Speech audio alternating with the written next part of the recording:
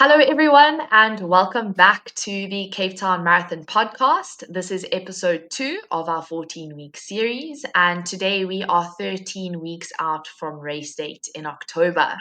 I am Jamie Hutton, your host today, and I'm joined by Coach Ntutu. If Ntutu, you'd like to say hello. Hi, everyone, and great to be back again, Jamie, to chat to you as we work our way towards race day. Lots of exciting news this week, and hopefully, we'll be giving people who are joining us on this journey some valuable tips this week that will help them as they go on their journey towards the race in October.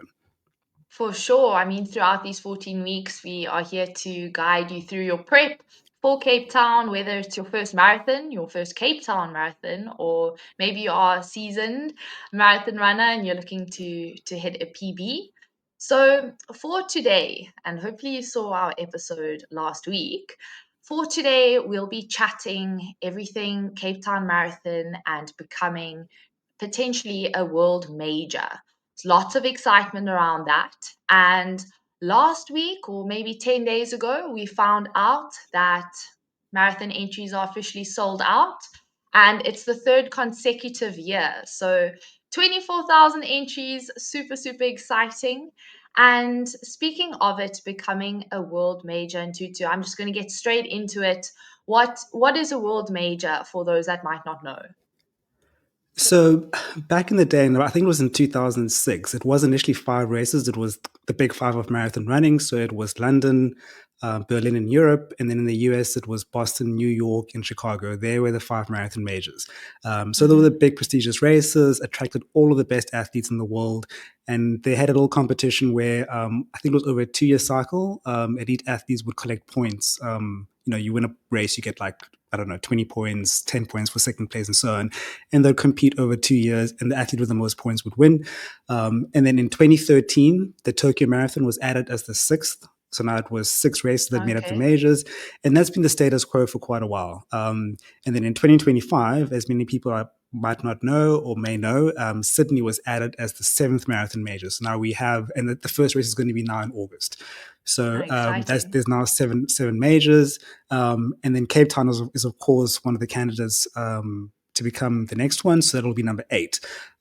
So it is mostly an elite competition, but these are big races. I mean, I've been very lucky that I've been in London for since 2023. In the last 2 years, I've been on the route to the London Marathon, and I mean, this year there were 54,000 finishers at the London Marathon. So they are Wow. big, massive events. Like the city just comes alive, and you get to watch Of course. elite athletes come through, and then all of the amateur runners, and they make up the bulk of the field actually. So as much as the marathon majors, that competition is seen as an elite competition. These races are big celebrations of everyone running and many people achieving things, and people running whatever 3 hours, or people who are finishing their first, as you said, or seasoned runners. It's really, really like something to behold.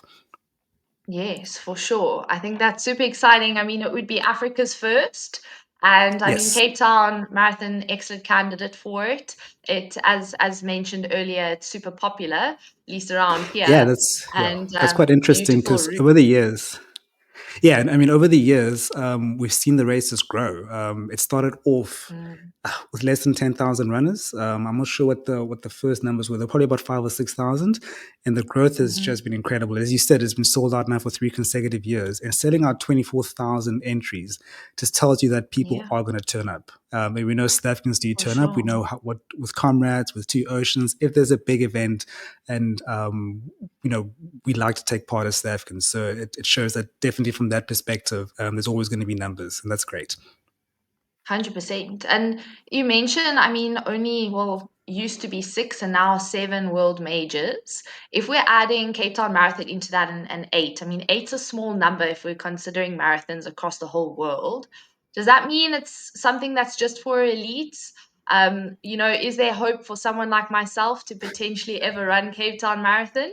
I'm not saying it's definite, but maybe. If someone that is a recreational runner would want to do that. So, of course, as I said, like these races are a celebration of running, just in general. And like when you've got Mm, races that have both New York and London have more than 50,000 runners, Tokyo has 40,000 plus runners, Cape Town will hopefully experience similar growth. So these are actually races mm, designed for for everyone. And they have generous cutoffs. So Cape Town is 6.5 hours, London is 8 hours. So they're not exclusive races. They're not saying, oh, it's only Yes. certain people that can run.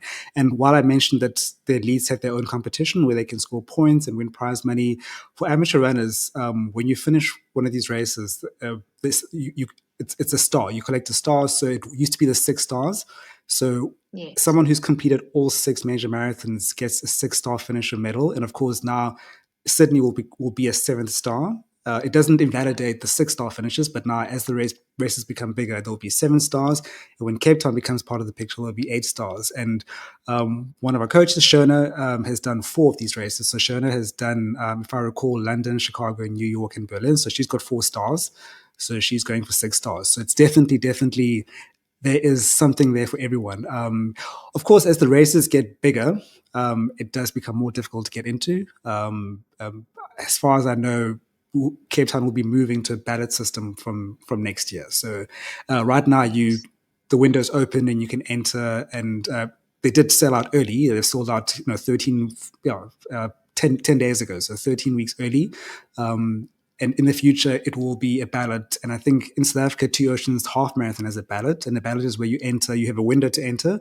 And then once that window ends, it's a random selection, and you may be lucky or you may be not. And part of the thrill is putting your name in the hat and hoping and seeing what happens.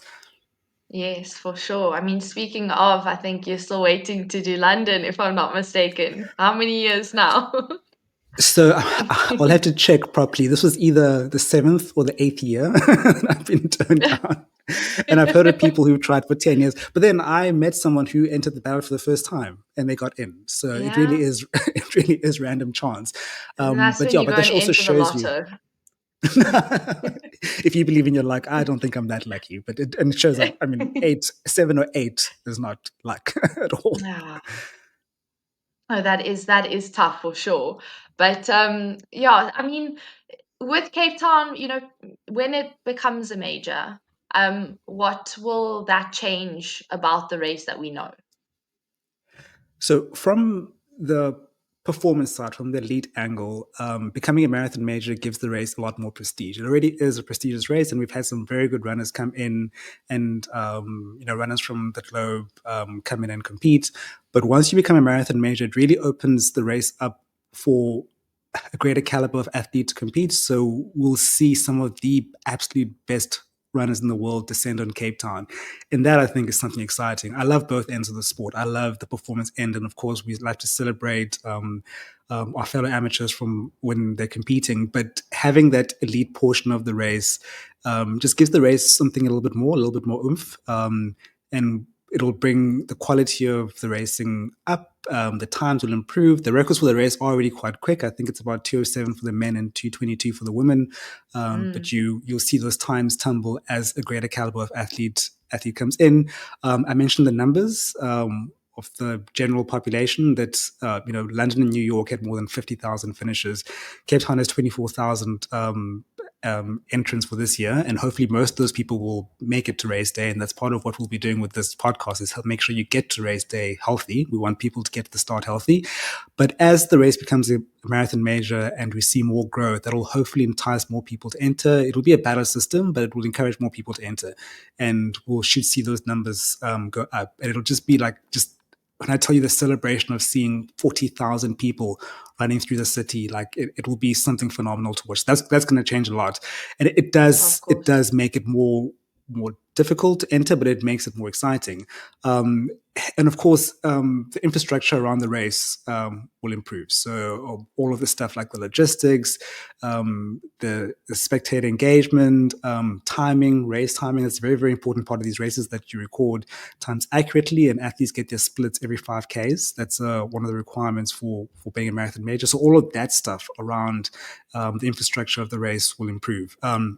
As you said, the race is open. It's not like this is not an elite event. It is actually primarily an amateur event. Elites are the cherry on the cake, and the race is really for us, for the people, to go out there and enjoy the city and to revel in the support of the locals and anyone who comes in. And being a marathon major opens up the race to so many more people. So we should it will open up the race to people from all over the world.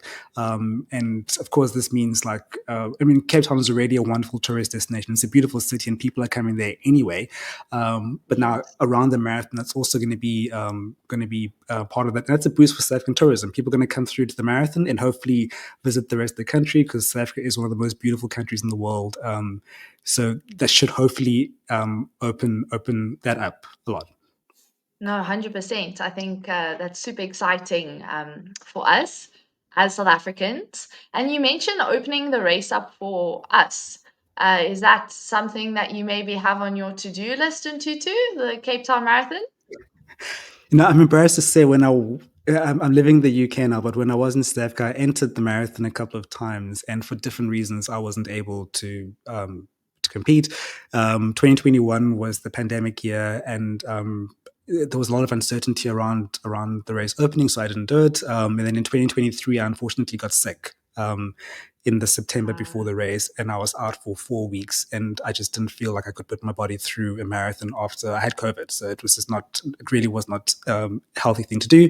But definitely, it is something on my agenda. So yeah, I mean, I've just done a marathon now, and it's my second go at the marathon. I did run marathons earlier, and I'm back at it. So I'm definitely. I mean, I have to. Like that would be. Yes, It's a non-query. I think I will definitely be doing Cape Town at some point. for sure. And we will be seeing you at the expo, though, at least. Of course. Of Very course, you'll be excited. there to sign t-shirts. Very excited. Um, so yeah, have a look out for Ntutu at the expo. But I mean, you mentioned many great points about Cape Town Marathon and the results of it when it becomes a major.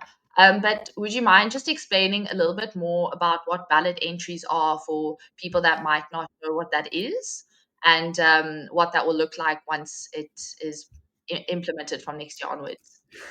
Yeah, so of course, as the race becomes more popular and there are more entries, the first come first served approach does start to become a little bit unfair for a lot of people, because we know people network structures, internet and stuff might not be uh, consistent for everyone. So what usually happens with these things is that you have a window. It's usually about a week where you can all enter, uh, and then once all the entries are in, it is random selection. It's completely random. I said I've not gotten in for 8 years. I know someone who got in at the first attempt. So you just Yeah. keep trying. Look, it's some people don't like ballots, but I think in the absence of any other way to do it, it is probably the fairest way to try and distribute where there are going to be a lot more entrants than entries. So I think London Marathon this year had like 900,000 applicants for the ballot for 50,000, not even 50,000 places, because a lot of the places are for charity, and they have like, Mm. for time based entry, things like Good for Age, that kind of stuff for London. Other races have different things. So there are a lot of people for a small amount of interest. This is the fairest way to do it. But one of the things that Cape Town is doing, though, is they've got something called a candidacy club, where they're Okay. rewarding people who have done the race, who have supported the race essentially for the last little while. And I think the candidacy period is from 2022 to 2025. So I think for international runners, if you've done the race at least once in those 4 years, you get a Mm. preferred entry for 2026, 2027, and 2028. And for South Africans, is if you've done two races in that candidacy period, you're part of the candidacy club. And what that means is that when the entries open, you are part of you get initial almost first dib at entries before they Yes. open up to everyone else. So there's a bit of a reward for people who've done. So I think for people who entered the race this year, you are allowing yourself to be part of the candidacy club. And that's also just rewarding. I mean, as the race grows, we don't want to leave. I hope that the race doesn't leave people behind, because a lot of people have Yes. been there going back and supporting the race and have been driving the growth of the race. And now, as it opens up to Of more course. people, there are a lot of people who might not get in. And the candidacy club is a way just to sort of equalize things a bit and give people who have been supporting the race over the years an opportunity to still be able to do it, especially in these first few years, when hopefully Cape Town becomes a world marathon major, that it'll become a lot more popular. Yes, of course. I mean, I think they're athletes that have almost run every single Cape Town Hmm. marathon. Yeah, since yeah, its beginning. So yeah, it yeah, would be a bit hard sore if those athletes weren't able to run a few more. So I think yeah, the candidacy club is a good thing to yeah. implement for the beginning. So And that's definitely a pro for people who entered yeah, this year and have been entering. It's something that, yeah, your entry was not in vain. So you need to get healthy and make sure you get to the no, start line so that you can be part of it. yes, of course. I think if I'm not mistaken, I think they're well, at world major status there are athletes from over 100 countries, Yeah. which is yeah, amazing. So I'm looking forward to that. But sort of moving away now from the topic of becoming a world major status, hopefully we've sort of answered, the big questions around that. But I think moving off onto going back to maybe a little bit what we spoke about last week on how to handle your training, seeing as we're sort of 1 week out from when official training starts. We spoke about, sort of like a 12-week training or official marathon training period. So if we're 1 week out of that, just a question I have for you is, life is not perfect. Often things don't go according to plan. And so going forward, what do we do when we have training disruptions? I mean, we've got some parts of the world in the middle of winter, others in the middle of summer. Just as an example, how should we approach those disruptions? Yes. So, when you approach a training plan, I always say a training plan, you pencil it in. Mm, You have a big picture for your 12 weeks, and the further away training is, there's room to adapt and to change things. And you sort of want sessions closer to the time are more becoming more set in stone. And we also have to listen to our bodies. So often, we change things, especially it's a little bit difficult when you're following like a 12-week plan or you bought a plan. But if, for example, I'm coaching someone, we'll communicate every day and we might change things as you go. So training is not it's not a directive, and I think we yes. should always have that. The training is adaptable. It's adaptable to you. It's adaptable to your situation. We realize that most people who are going to be involved in training are adults who are going to be have busy lives. You have Hmm. full-time jobs. You have kids, you might be traveling, and that's even before we get into things like the weather or what happens when you get sick or what happens when you get a niggle. Because Yeah. unfortunately, getting niggly and injury is part of the process. So we can't say if you don't follow this plan 100%, you're not going to succeed. That's not accurate. Mm, So we'd obviously like you to do as much of the training plan as planned as possible, but we also have wiggle room. We're anticipating that there will be disruptions, and so yes. and the thing about disruptions is just learning how to manage them, and that not all two disruptions are the same. So Mm, I always like to separate into things that are actually physically affecting you. So illness and injury are different yeah, to just saying I had a meeting at work today and had to go into the office early and couldn't work, or for sure. um, or my son was sick yesterday, so I had to head off to the pharmacy in the morning and go and get him some medication. So that meant the morning was disrupted, so I couldn't run in the morning. So Yeah. those disruptions are not physically affecting you. You haven't hurt yourself. You're not sick, so it's easier to bounce back from that. When you are sick or injured, we've got to follow sort of different protocol. But generally, what we should think about is like don't try and play catch up. So No, of if course. you have a you've got 4 days, and let's say you're running 4 days a week, and you've got two strength sessions, and you've got a long run in there and an interval session. If you miss a Tuesday session, and we say I'm now going to move that forward to Friday, but then on Sunday you've got a long run planned, we're now adding a little bit more density into your training plan. And what we're doing by moving that session forward is we are now compromising the upcoming session. So one session is not going to make or break your training plan. So, and we know that you're not going to get everything done all the time. So, if you can move things around, that's different. So, let's say you're not going to have an hour and a half on Thursday to do a midweek long run. We can swap that to Tuesday and move a session to Thursday. That's fine. But if you're going to miss that day, like just move on. I think, and too Yes. many people dwell on like every single session matters in a way, but it's not going to make or break your session, your training plan. No. One run is not going to ruin everything. You're not going to miss out on that one session you missed on, the 10th of September. we're not going to come back and say, that's why Jamie didn't do well in the marathon. Like it's a your success is a combination. It's a culmination of all the training you do over the 12-week period. So that's the first thing. I think that should help reduce like the tension and stress from people. Like, don't dwell on individual sessions. Yeah, Really, like just take comfort in the fact that you can, there's a little bit of room for you to shuffle things around, miss a session or two, but obviously you don't want to make it a habit. But when life no, gets in the way, and often when you try and force a session and it's a busy day, then the pressure of it is actually worse, and it might make you make mistakes. You might rush through a session and run harder than you need to, or yeah, and that's not a useful thing. So those kind of disruptions, like, don't stress too much. Don't shuffle things around sensibly where possible. The rules that we have is don't have back-to-back high intensity days, for example. So don't do a speed session on Tuesday and then go and do a time trial on Wednesday, that sort of thing. So as long as you stick to those no, basic rules, you can shuffle things around. Don't try and play catch up, because then it means you're knocking on things. You might now move that long run to Monday, but then what happens to the following week? Now you've got two long runs in 1 week plus a speed session, and then that domino effect will just kick on throughout the training plan. So that's sort of for disruptions where you're not injured or sick, but other circumstances around affect you. of course. Then if we move on to then the weather, so it's summer here in the UK, so it can be quite hot. A few weeks ago, it was like 30 degrees in the one day, and I know a lot of people didn't train or cut sessions short. If it's winter and it's cold or it's raining, or in South Africa there's lightning, you have Yeah. to respect the weather. There's nothing you can't physically go out there and bend the weather to your will. So if No, it's hot, well, those running in Cape Town, I see those promenade photos in the dark and the waves yeah, yeah, washing over the sidewalk, and I take my hat off to those people. yeah.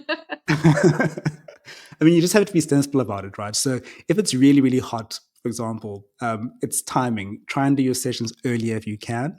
Um, Yeah. and then, and sometimes, like, if it's 30 degrees outside and you have a 30K run, maybe you can shorten the run, split the run into two. It's not always the best strategy, but sometimes you can do part of the run in the morning and part of it in the afternoon. But I think the big thing is try and find the coolest time of the day if it's too hot. If it's raining, I think the main thing is safety. Just stay safe and worry about things like, if there's lightning, I wouldn't go out if there's lightning. Like, nothing is worth the risk to your life. Oh Um, no.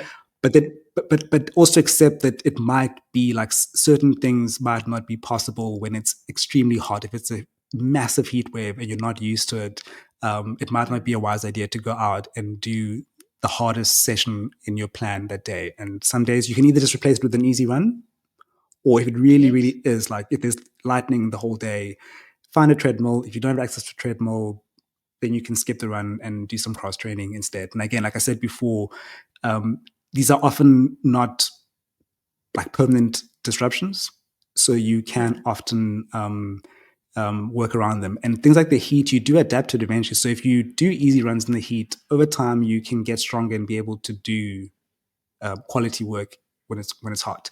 But it also means, and we'll talk about pacing and that kind of thing later, and how to manage intensity. This is where it comes to where, as a runner, you need to be smart about how hard you run and understand that what your intensity is, like what running feels like, and that when it's hot, you might have to sacrifice a bit of pace. So ignore how fast you're running and run by feel, and use things like the talk test, and ensuring that your runs are conversational.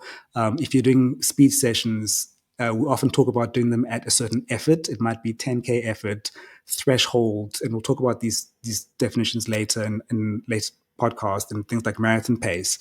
And don't just rely on the pace on your GPS watch, which aren't always 100% accurate anyway, but rely on feeling. And that this is how it should feel when you're running at 10K pace, and therefore you can adjust on the day. The heat, you might be 5 or 10 seconds per K slower, and that's fine as long as you're running at the correct effort level. So those are sort of the Yes. adjustments you make around the weather. But if it is unsafe for you to train, please don't force it. Like, it's your health is No. always more important, and often you do have short-term disruptions, and one session or two sessions in 12-week cycle is not the end of the world. Um, Of course. and then, so yeah, and then I think that the last thing is then what happens when you're sick. and when you're injured. Oh, um, yes. because so these are the disruptions where they are we try as best as we do, and the training plans are designed to progress you from where you are to your goal race in a sensible manner. But people are different, and we can't measure external stress that you experience, and all of that stress compounds, and it's part of your training stress. um, if you're in winter and it's flu season, you might get exposed. If you have young children and they go to school and they come back with the virus, that's part of it, and it will happen. So what we do there is with illness, it's very, very important. Don't train through illness, particularly respiratory infections. It- One, the quality of your training will drop. And I know people often used to say if you've got a light head cold, it's fine. Sometimes I'm not sure it's worth it. I just think taking the time to get better saves you more time lost in the end, because if you do train while you're ill, your immune system is fighting this infection, but you're also applying stress to it. And so that's going to slow Yes. down Making your it recovery. worse.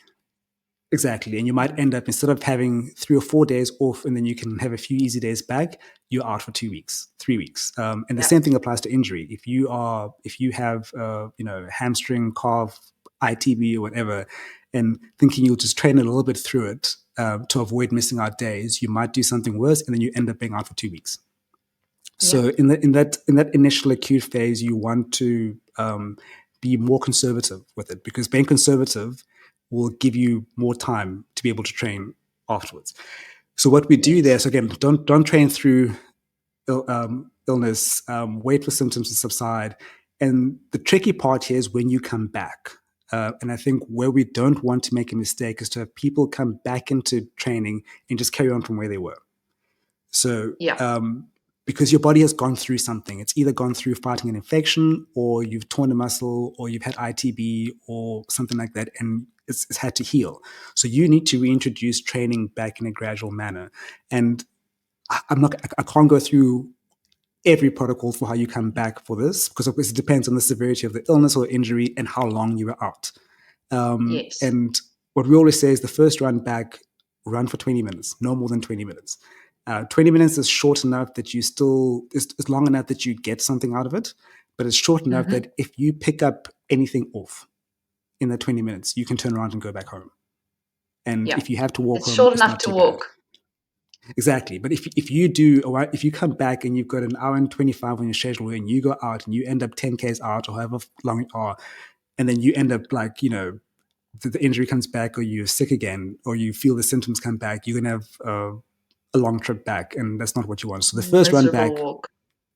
yeah, exactly. So not fun. So the first run back, 20 minutes, and then take a rest day the next day, because you want to give yourself a little bit of a challenge, assess, and then if all's good, we just work on time. So if you've been off for a week, we start off doing sort of 50% of what you were doing before. So if you would run an hour, normally you'd do half an hour for 2 or 3 days in the first half of the Yes. week. And then towards the end of the week, you do sort of like 75%. So I like to use the same amount of time you're off. If you're off for a week, I will use a week to get you back into training. If you're off for 10 days, we'll use that 10 days to gradually start from that 20-minute run, 50% of volume, 75% of volume, and then in that time frame, you're back on plan.